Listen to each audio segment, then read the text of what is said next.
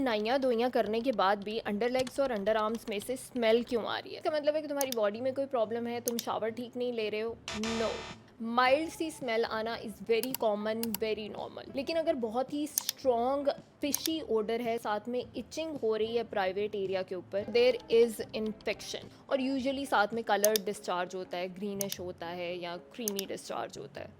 और इस केस में डेटॉल से नहीं नहाने लग जाना, कोई वेजाइनल वॉशेस यूज़ करने की ज़रूरत नहीं। They are just gonna disturb your pH और स्मेल इवन वर्स हो जाएगी। Female vagina is a self cleaning organ, उसके ऊपर कोई एक्स्ट्रा डेटॉल या सर्फ डाल के धोने की उसको कोई भी ज़रूरत नहीं है। अपनी हाइजीन का ख्याल रखो, टाइम पे नहाते रहो, लेकिन अगर बहुत ज़्यादा डिस्चार्ज आ रहा है, स्मेल आ रही है, खारिश हो रही है, then definitely go to a doctor. अगर पूरी बॉडी का कलर नॉर्मल है तो अंडर लेग्स और अंडर आर्म्स का कलर डार्क क्यों? देखो, फोल्डिंग के जितने भी एरियाज होते हैं, चाहे वो अंडर आर्म्स हैं, अंडर लेग्स हैं, उनके ऊपर बहुत ज़्यादा फ्रिक्शन होती है, स्वेटिंग होती है, और इन एरियाज के ऊपर स्पेसिफिकली हार्मोनल इम्पैक्ट भी आता है। So if somebody has imbalanced hormones, weight gain हुआ पड़ा है, तो उस केस में ये वाले एरियाज ज़्यादा डार्क दिखने के चांसेस होते हैं। जेनेटिक्स भी रोल प्ले करती हैं। कुछ लोगों में जेनेटिक प्री डिस्पोजिशन होती है towards more pigmentation in the folding area, जो कि स्पेशली ब्राउन और एशियन लोगों में, जैसे इंडिया, पाकिस्तान, बांग्लादेश, इनमें थोड़ी ज़्यादा होती है। What do I recommend to my patients? I don't recommend कि तुम्हें कोई स्क्रबिंग करनी चाहिए या फिर कोई स्पेसिफिक फेयरनेस क्रीम्स या वॉशेस यूज़ करने चाहिए। जस्ट सिंपल ईट क्लीन, अपना वेट लॉस करो, हाइजीन का ध्यान रखो, और अगर कुछ यूज़ करना ही है तो एक बहुत ही जेंटल मॉइस्चराइजर यूज़ कर सकते हो और नायासिनामाइड यूज़ कर सकते हो। नायासिनामाइड बेस्ड सीरम्स होते हैं, उनको मॉइस्चराइजर में मिक्स करके अपने इन एरियाज पे लगा सकते हो, और within 5 to 6 weeks you start seeing a huge difference in your colour. Which once I recommend, उनका नाम मैं नीचे डिस्क्रिप्शन में डाल दूंगी। बीइंग अ गर्ल, मेरे फेस के ऊपर बियर्ड लाइक हेयर क्यों आ रहे हैं?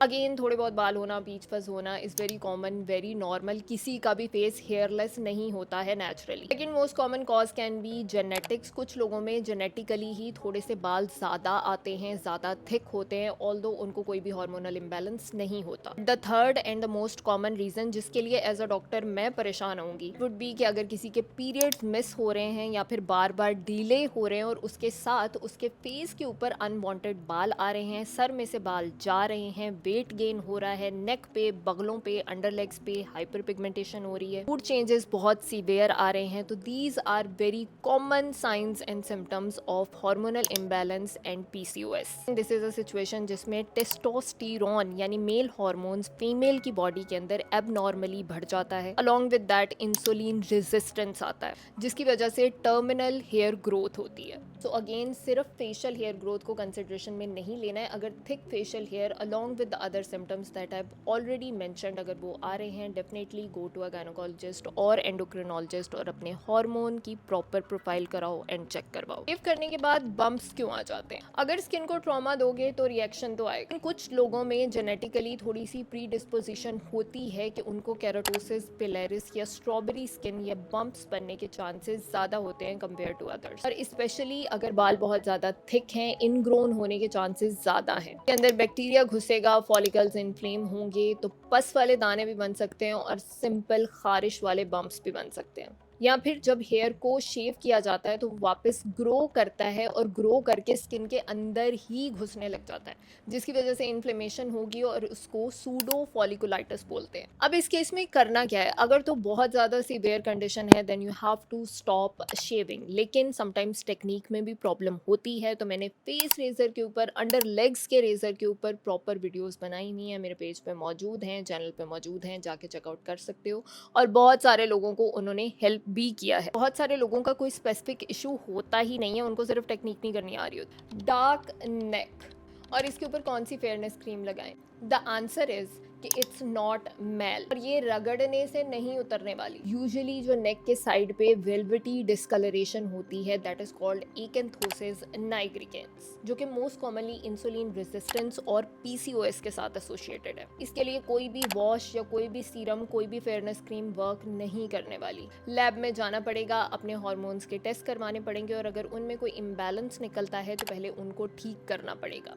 तब ही नेक पे अगर डिस्कलरेशन है, अंडर आर्म्स में डिस्कलरेशन डिस्कलरेशन है, अंडर लेग्स पे डिस्कलरेशन है, तो वो ठीक हो सकती है। Along with that improve your diet, अपनी डाइट के अंदर बहुत ज़्यादा शुगर, कार्ब्स की कंजम्पशन को कम करो। और अगर कुछ लगाना ही है तो start applying sunscreen, a very good moisturiser, and apply a little bit of glycolic acid toner, niacinamide based creams use कर सकते हो। They're gonna help with the discolouration और उसको थोड़ा सा लाइटन करने में। लेकिन अगर इशू अंदर है तो जब तक अंदर से उसको सॉल्व नहीं करोगे, ऊपर से क्रीम लगा के उस इशू को रिजॉल्व नहीं किया जा सकता।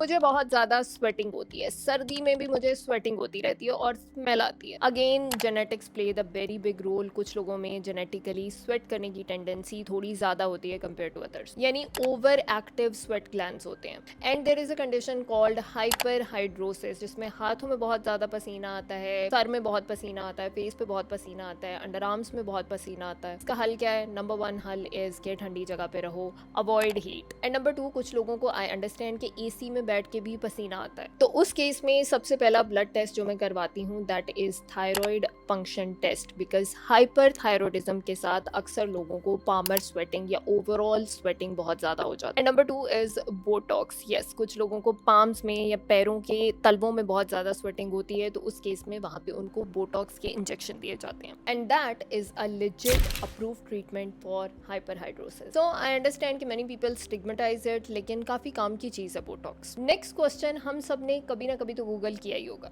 आई एम वेरी यंग, लेकिन फिर भी इतनी अर्ली एज में, मेरे 20s में मेरे बाल क्यों गिर रहे हैं? मेरे पास जितने भी केसेस आते हैं हेयर लॉस के, I always get their blood test done. तो उनको हमेशा iron, vitamin D, thyroid dysfunction sometimes और हार्मोनल इम्बैलेंस फीमेल्स के अंदर ऑलवेज एंड ऑलवेज, यानी 99% ऑफ द टाइम उनको ये इशू निकलता है। Moreover along with the deficiencies there is a lot of stress. जो एक्यूट स्ट्रेस के साथ हेयर लॉस होता है उसको टिलोजन एफ्लूवियम बोलते हैं। हेयर की शाफ्ट शिफ्ट कर जाती है शेडिंग फेज के अंदर, यानी वो सर पे नहीं रुकेगी बल्कि गिरने लग जाएंगे। और फीमेल्स के अंदर अगर वो अनमैरिड हैं तो हार्मोनल इम्बैलेंस, पीसीओएस का इशू होता है। और अगर मैरिड हैं तो उनकी पोस्ट प्रेगनेंसी हेयर लॉस की कंप्लेंट्स बहुत ज़्यादा होती हैं। अभी पिछले दिनों मेरे पास एक पेशेंट आई, वो अपने बालों को पैक करके छापर में डालकर लेकर आई थी कि ये मेरे पिछले 3 महीने का हेयर लॉस है और ये मेरे पिछले 25 दिन का हेयर लॉस है, और उसको पोस्ट प्रेगनेंसी हेयर लॉस ये स्टार्ट हुआ था। अगेन इस केस में तेलू लगाने से कुछ नहीं होने वाला, ना ही सिंपल कोई शैम्पू या स्प्रे तुम्हारे इतने सीवियर हेयर लॉस को कंट्रोल कर सकता है। I made a lot of videos on hair loss, कौन से टेस्ट करवाने हैं, कैसे घर पे बैठ के क्योर करना है, कैसे डॉक्टर के पास जाना है। Please go ahead and watch them. I am gonna put the I card over here also, उसको भी चेकआउट कर सकते हो and you are gonna get the full idea. Hair से रिलेटेड एक और क्वेश्चन, तेल लगाने से कोई फायदा होता है या फिर टाइम वेस्ट है? सीधी बात बताऊं, according to me it's time waste.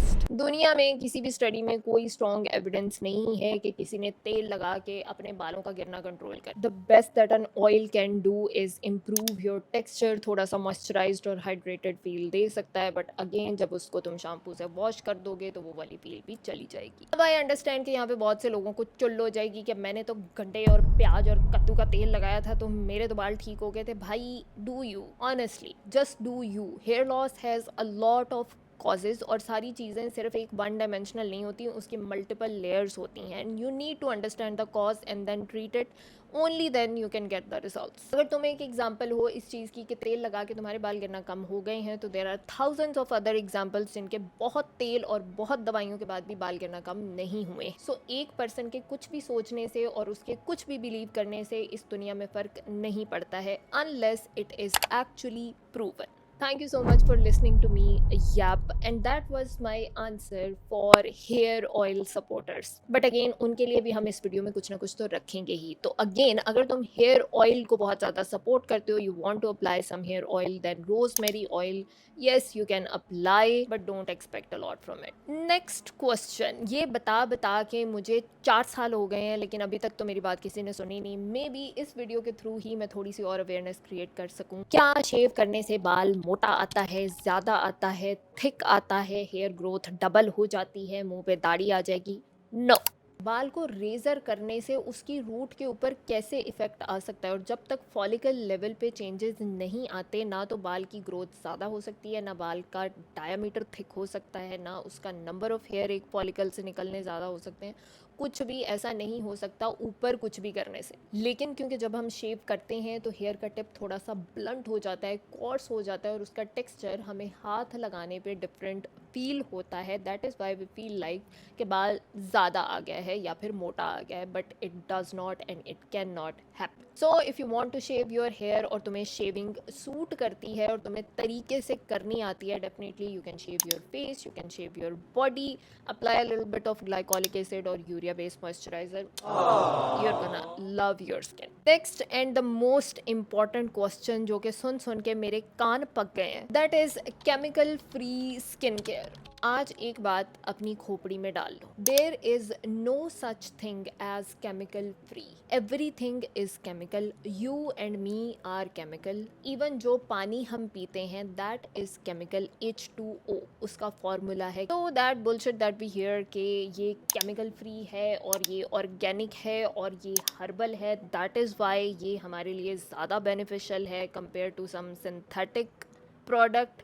What the hell does that even mean? क्योंकि विदाउट एनी केमिकल फार्मूला आप कोई भी चीज़ इस दुनिया में जनरेट नहीं कर सकते हो। सो 10वीं तक हम सब ने केमिस्ट्री पढ़ी है और थोड़ा बहुत अगर हमें याद हो तो नमक का भी एक केमिकल फार्मूला था, पानी का भी एक केमिकल फार्मूला था, बेकिंग सोडा का भी एक केमिकल फार्मूला था। तो अगर ये वाली चीज़ है कि केमिकल इज़ बैड तो you are chemical my friend. Point number 2 जहाँ पे लोग कंफ्यूज कर जाते हैं बात को, दैट इज़ कि अच्छा केमिकल हो सकता है या बुरा केमिकल हो सकता है, बट अगेन उसके अंदर भी अगर अच्छे केमिकल को भी सही और करेक्ट तरीके से यूज़ ना किया जाए तो वो तुम्हारे लिए बहुत बुरा साबित हो सकता है। और अगेन इसी तरह से बहुत ही हार्मफुल चीज़ को भी अगर थोड़ी मिकदार में यूज़ किया जाए, सही तरीके से यूज़ किया जाए तो that can be a medicine for you. तो अगेन ये वर्बल स्कैम्स में फंसने की ज़रूरत नहीं है and we really need to open our brains और अपना दिमाग यूज़ करो, अपनी रिसर्च करो, अपना आप खोलो ताकि तुम्हें समझ आए कि चीज़ें हो क्या रही हैं और तुम्हारे साथ एक वर्बल गेम तो नहीं खेला जा रहा और तुम्हें जड़ी बूटियाँ और हर्बल के नाम के ऊपर सबसे ज़्यादा बुरी और सबसे हार्मफुल चीज़ तो नहीं हाथ में पकड़ाई जा रही। अगर तुमने भी कभी इनमें से कोई भी क्वेश्चन गूगल किया है तो personally trust me I am one of you. जब मैं मेडिसिन में नहीं थी तो मैं भी इसी तरह की चीज़ें गूगल करती थी and that is normal and I personally was a very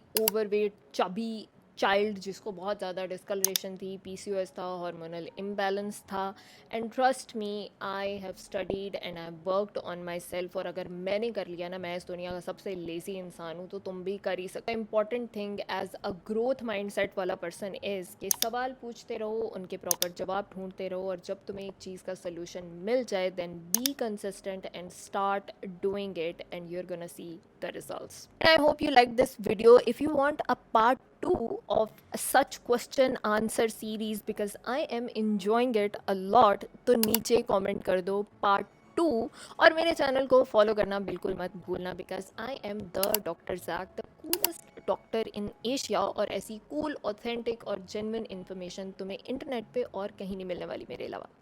please subscribe कर लो। Thank you.